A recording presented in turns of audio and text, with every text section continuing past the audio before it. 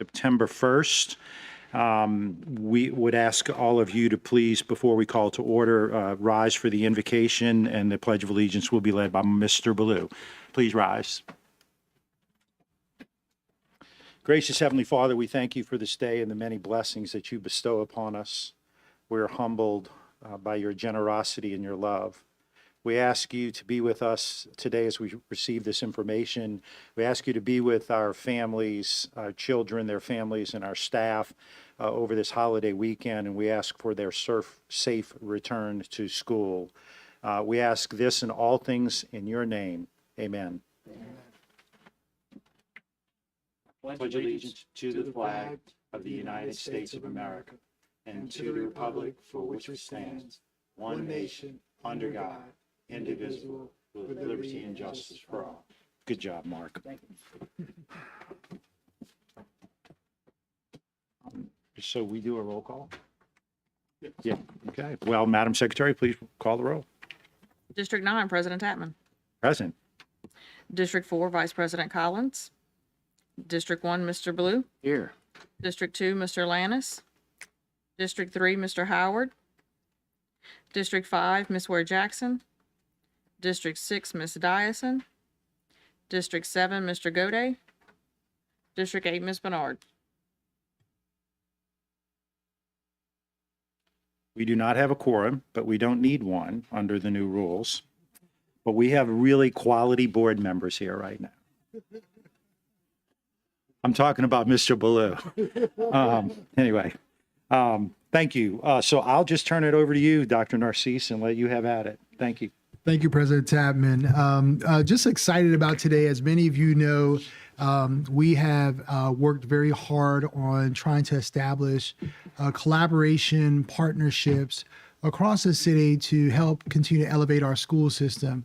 One of the charges when I became superintendent, the board wanted to not only make sure that they're improving children's literacy work and also expansion around opportunity for kids, but also was to be able to build out work for innovation across our school district. And a great thing about that is that we have 2 flagship universities in our school system.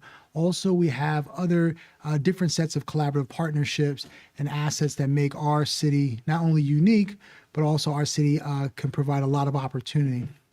We were so glad at the time that we came that we saw this year, like many years across our school district coming out of the pandemic, that there was a large teacher shortage in our nation, not just here in Baton Rouge.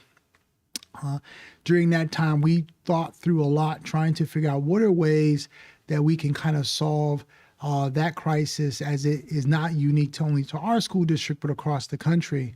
So we were fortunate at the time that we went out to reach to some of our university partners that you'll hear from even tonight, Dean Peoples from Southern University and her faculty and staff. And also we worked also with Dean Roland Mitchell from LSU, who said that we have to begin to problem solve a way that we can create our own pipeline in education.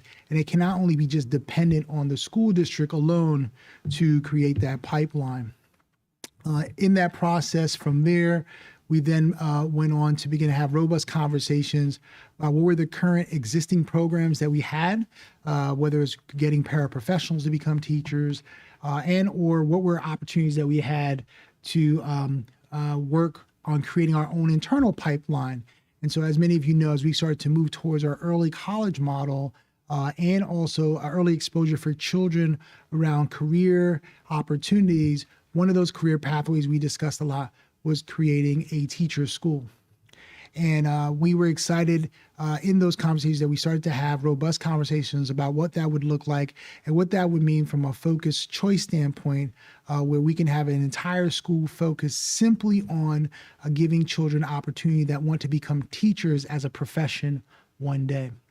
So then this is where we then from there started to begin that conversation, and in our conversation with both the deans of both Southern University, Dean People, and also Dean Roland Mitchell at LSU, begin to say, what are some ways we create some pipelines?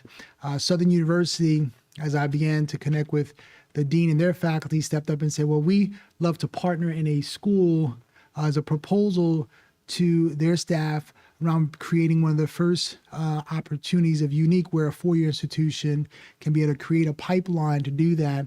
And so we then came up with what we will share with you tonight is a proposal that we will give to Southern University around creating a focused choice school, which it's an early college model, similar that we do with our industries, that this school will be dedicated to teachers only. And so what we'll do in our workshop is I'll have Ms. Teresa Porter, who runs our innovation schools, Amanda Fandel, who's a director of Focused Choice, and Dean Peoples, who's the dean of Southern University, and her staff will come up as they will talk through about this proposal that we will be bringing with timelines and what is the structure of that, so we can be able to create a pipeline where we will have us creating our own teachers that will help us solve our teacher crisis here in our district. As you know, we have 3,200 teachers in our school system and 41,000 students. And so our goal is to be able to make this pipeline be beneficial to us, but also train our own to help us within our own cultural context on helping us to retain teachers in our school system. Ms. Porter? Thank you, Dr. Narcisse. Normally, I would say members of the board, but because we only have, a couple board members represented, President Tapman and Mr. Ballou, thank you, and Dr. Narcisse, thank you for giving us the opportunity to introduce a very innovative program. I am Teresa Porter, the Executive Director of Innovative and Specialized Schools, and I am excited to present jointly with Southern University, Dr. Virginis People, and Dr. Emily Jackson Osagi, and the director of Focus Choice School, Amanda Fandel, the model for the Teaching Academy that Dr. Narcisse previously mentioned.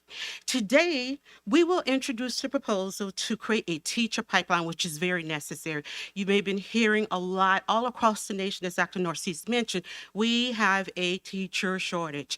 And even from the national level, there are initiatives being rolled out in order to promote the elevation of teachers to come into our schools. And so without further ado, I will ask Dr. Peoples to come up, and she's going to talk about the data and post-secondary education.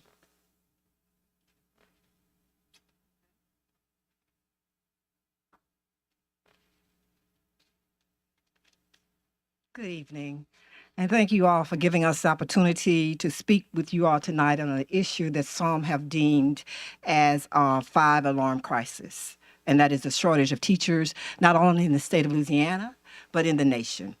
Teacher education programs across the state as well as the nation are working with Vitality to lure students back into teacher education in hopes of reversing years of enrollment decline to help fill vacancies. The School of Education at Southern University, we have worked with different entities in recruiting strategies and recruiting efforts to recruit more students into our teacher education program. And we are continuously looking for ways to reverse what has become an alarming national trend. Who's going to teach our children is the question that we have to ask ourselves, and then look around to see the vacancies that are in our schools, as I said, not only in the state, but in the nation.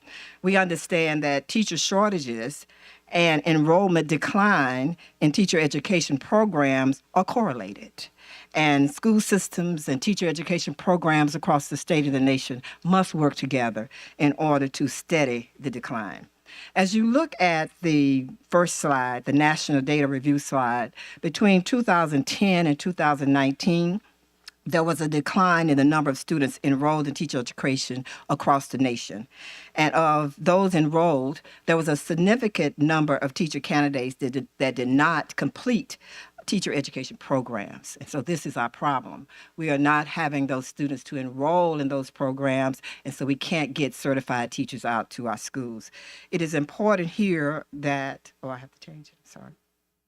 Okay, it is important here that we recognize societal changes that have contributed to the decline, and research on this issue noted that one of the many reasons for this decline is linked to the devaluation of teaching as a profession. that has contributed over a long period of time to declining interest in teaching as a profession, both in entering degree programs and in employment. In order to revitalize the interest, it is important that we institute early start programs in schools with a focus on the teaching profession in order to drive up interest. We're going to have to do that. As we look at as we're looking at the slide in front of you, you can clearly see the highest decline has been among minority teachers and men in the teaching profession. 1/4 of fewer Black and Latino teacher candidates were enrolled in teacher education programs between 2018 than in 2010. Enrollment in traditional teacher preparation programs across the United States declined by 43%. In most states, the decline in enrollment in teacher preparation programs was steeper for men, 38% decline in women, and 44% decline for men. This is a national issue, and we must do something about this big decline. One barrier that was identified in our state was that the interest requirements for students entering teacher education program was a bit high. And so this summer, we petitioned lawmakers in the state of Louisiana, and House Bill 546 was passed, which eliminated the requirement of having passed the Praxis 1 in order to enter teacher education programs or have the 22 on the ACT. We were turning away hundreds of students that probably would have qualified to be outstanding teachers, but they could not come into our program because of the stringent requirements that were made. To address the decline in enrollment, the School of Education has implemented many strategies, and we are looking to implement more. And these initiatives that we have implemented are proving to be successful. As we look at data review in Louisiana, on this slide, you will see that students enrolled in between 2011 and 2012 compared to the students enrolled in 2020 through 21. I can't say it enough. We are losing students that are interested in majoring in teacher education. I can stand here and give you a variety of reasons why that happens. I'm sure you've heard them all. Pay still stands at the top of what we're doing. In order to value our system, we must pay teachers appropriately. But while we are working on doing that, we must work on initiatives to recruit more students in our programs. When we started this, and we have to be like the bird, the Sankofa, we have to look back to see what did we do wrong? What happened to this profession that students are not entering into it? We started with our stringent admission requirements, and then we moved into changing policy rapidly. And so then we saw an exodus of teachers leaving the classrooms. But what we started to do then was we started alternative programs.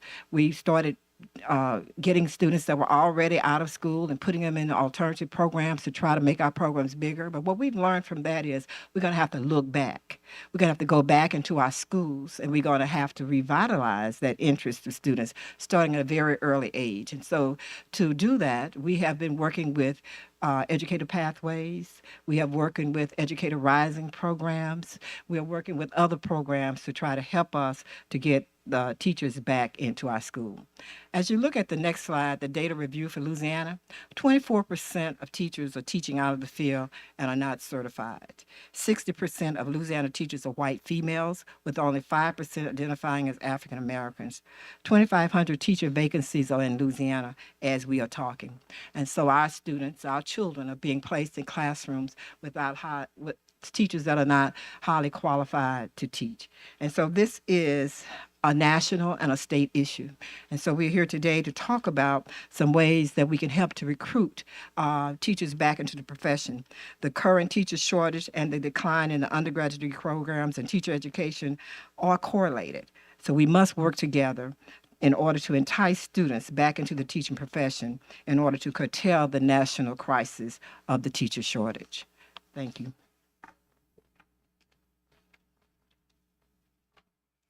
So the goal is to create base models to encourage students to enter the teaching field, a trend that has impacted school districts, especially in Louisiana, which will hopefully stabilize in the next 5 years.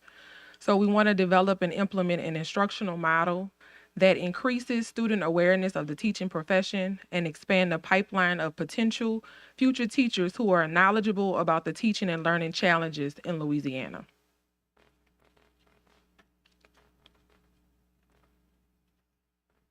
Good evening, President Tatman, Mr. Blue. So I will talk briefly about what are focused choice schools and how we think this model fits in with this teaching academy. So focused choice schools provide an opportunity for students to choose program around their interests, to access specialized programs with industry, in this case, post-secondary partnerships, to graduate from high school to prepare to enter a demanding job market with those high levels of skills and knowledge. As you know, focused choice schools are aligned to one of the 5 or more of the pathways. Here we are talking about the liberal arts and management pathway for education. Again, just reiterating that last side, increase specialized seats, the governing structure connecting students with their interests, defined partnerships, and rigorous coursework. So why focused choice schools for this program? They're incubators of specialized theme-based programs.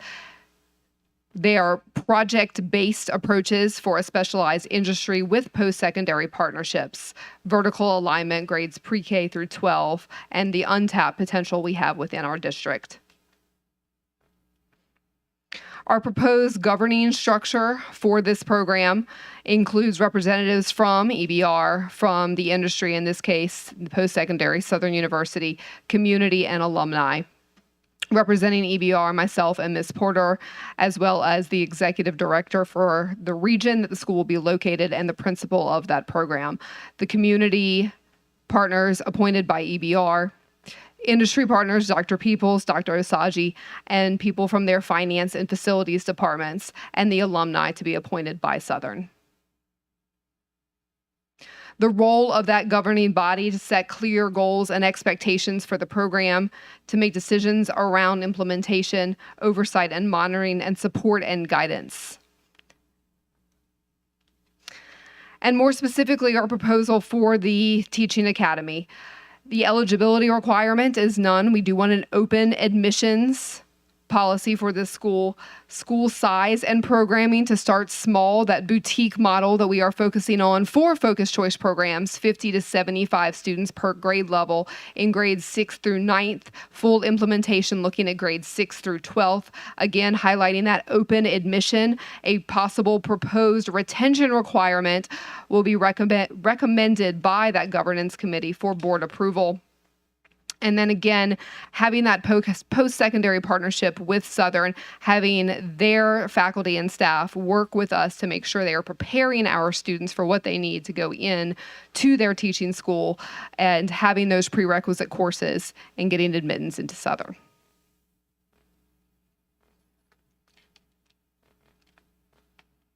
And this proposal for the Teaching Academy aligns directly to what our current program includes: a summer institute, classroom support, specialized curriculum support, career speaker series, mentors, and project-based learning.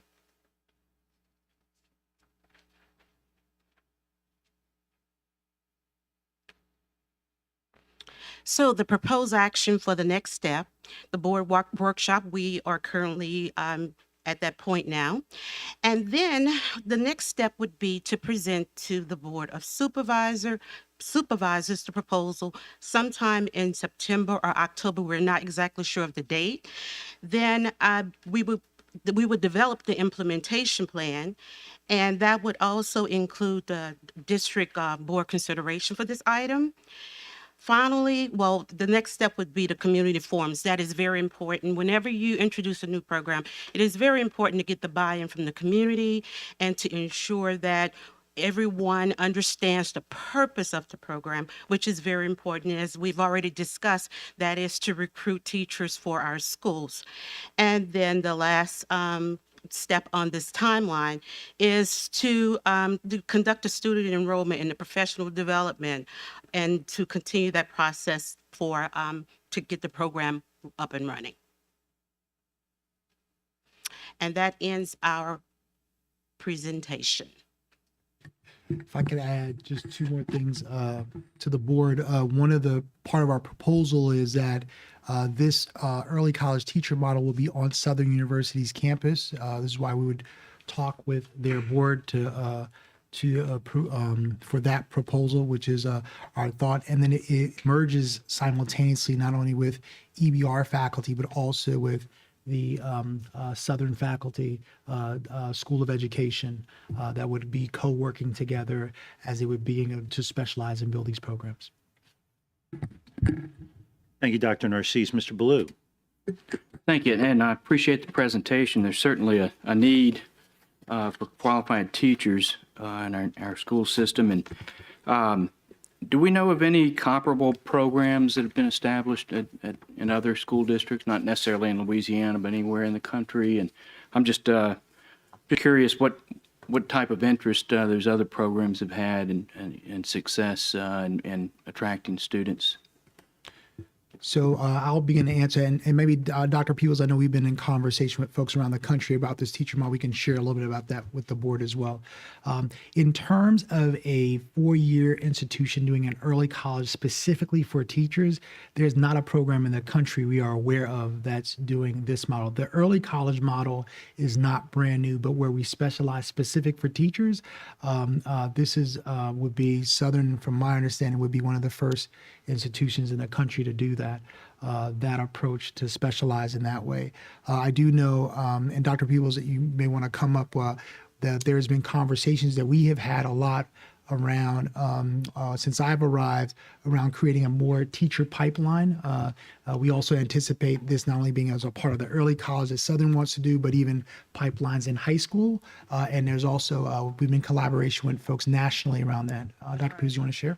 And there's nothing wrong with being the first to have a successful model. So, Right.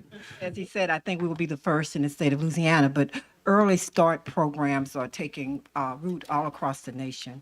We are working with a national entity. Dr. Kellens is working with us on a national early start program where we are proposing to put many schools of education in schools in the northern part of the United States. And that's just to bring attention to our teacher education program and to talk about teaching and how the policies and procedures that you have to go through teaching. And so that's a national platform that we are working with, in conversation with.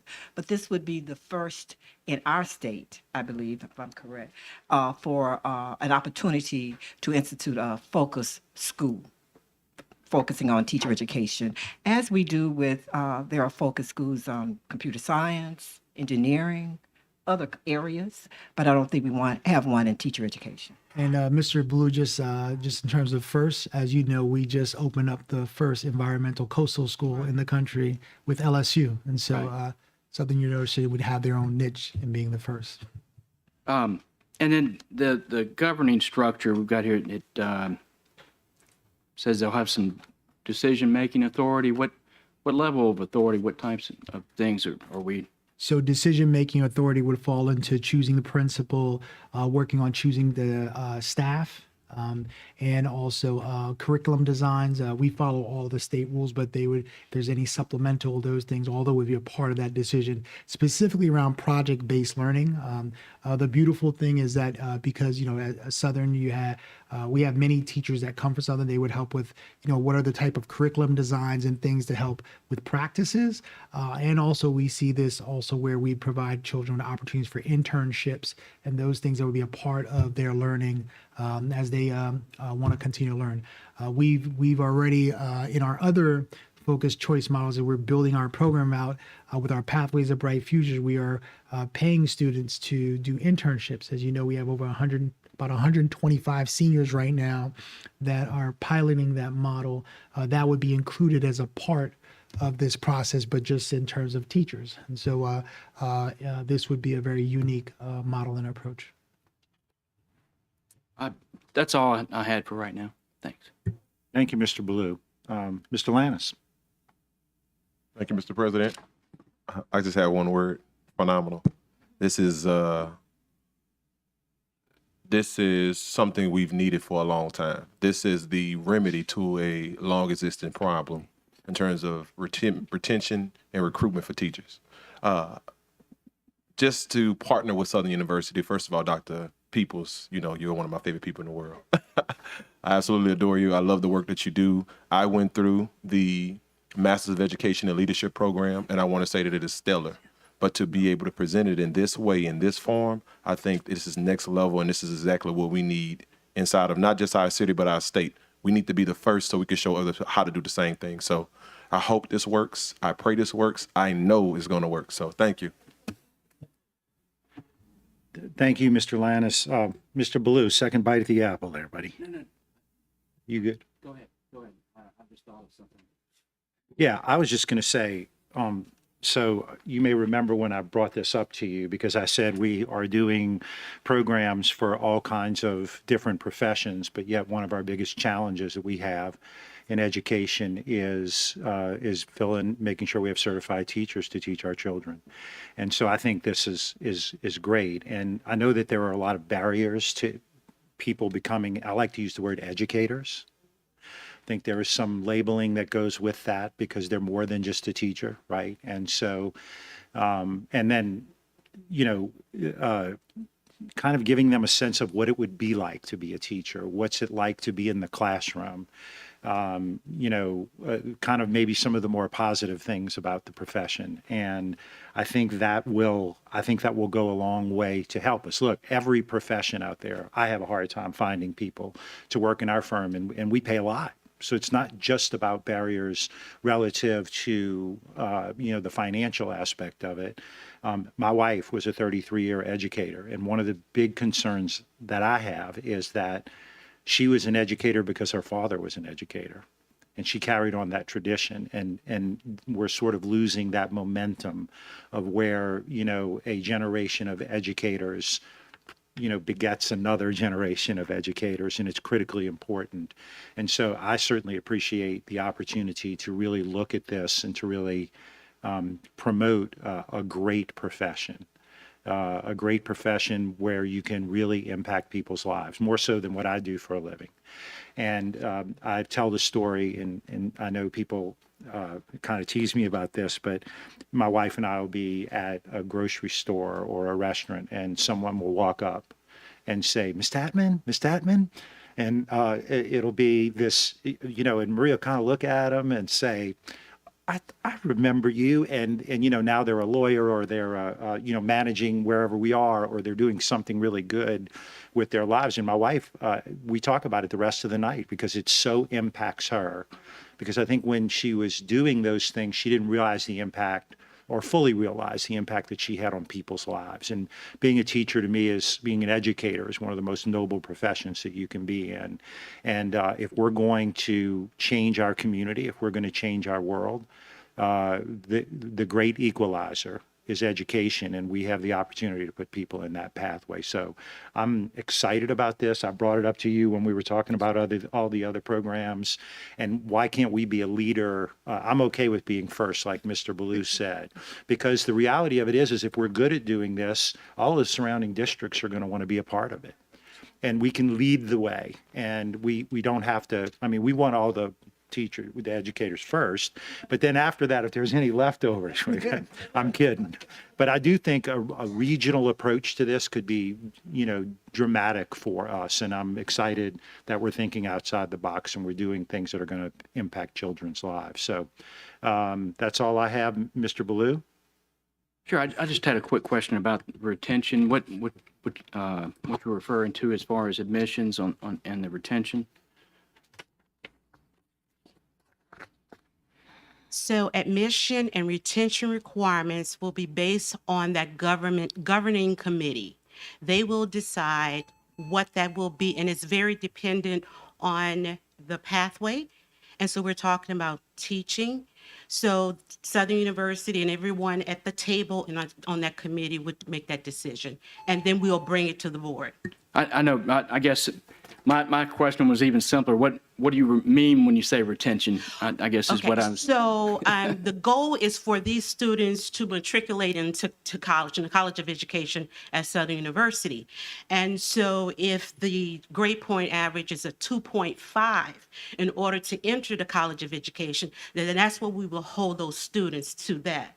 Okay, I got you. I'm following now. So if I could add one thing, similar to what we did with LSU with the Water Institute School, the conversation for us is that the students would have automatic acceptance into Southern University. They'll do the dual enrollment models with X number of credits that they would have by the time they graduate their senior year. So if they have, I don't know, whatever the agreement that we would have with Southern, go into either as a sophomore or as a junior into their school, going into that profession. And if they are, because we're ahead of the curve on trying to get one, I say save parents money more than anything, and then two, getting them ahead and early in the college model approach.